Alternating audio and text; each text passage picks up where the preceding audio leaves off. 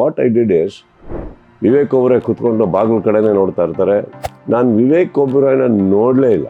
ಎಲ್ಲ ಕಡೆ ಅವ್ರು ಎಂಟ್ರಾಗ್ತದೆ, ಮನೆ ಪ್ರಾಪರ್ಟಿ ಅದು ಇದು ಎಲ್ಲ ನೋಡಿ, ಅವ್ರ ಮನೆಯಲ್ಲಿ ಮಾಡೋದು ಎಲ್ಲರೂ ಅವ್ರು ಮಾಡಿ, ಅವ್ನು ಯಾವನ ಗನ್ ಒಂದ್ಸರಿ ಕರೆಕ್ಟ್ ಮಾಡಿ, ಆಮೇಲೆ ಬಂದು ಕುತ್ಕೊಂಡು ಎಲ್ಲ ಮಾಡಿ ಸಿಗರೇಟ್ ಹಂಚ್ಕೊಂಡು ಮಾತಾಡ್ಬಿಟ್ಟು ಎಲ್ಲರೂ ಬೇರೆಯವರಿಗೆಲ್ಲ ಮಾತಾಡಿಸಿ ಆಮೇಲೆ ಲಾಸ್ಟಲ್ಲಿ ಅವನ್ನ ನೋಡಿದ್ದಾನೆ. ಅದೇನಾಗುತ್ತೆ, ಎದುರುಗಡೆ ಕೂತಿರೋನಿಗೆ ತುಂಬ ಪ್ರವೋಕ್ ಆಗುತ್ತೆ. ಅದು especially it is a very big authority. ನೀನು ಕೇರೆ ಮಾಡ್ತಾ ಇಲ್ಲ ಅಂತ, which Ram Gopal Varma loved it. So ನನಗೆ ಅವ್ರ ಕತೆ ಹೇಳಿದ್ಮೇಲೆ ಯಾಕೋ ತಲೆ ಬಂದಿತ್ತು.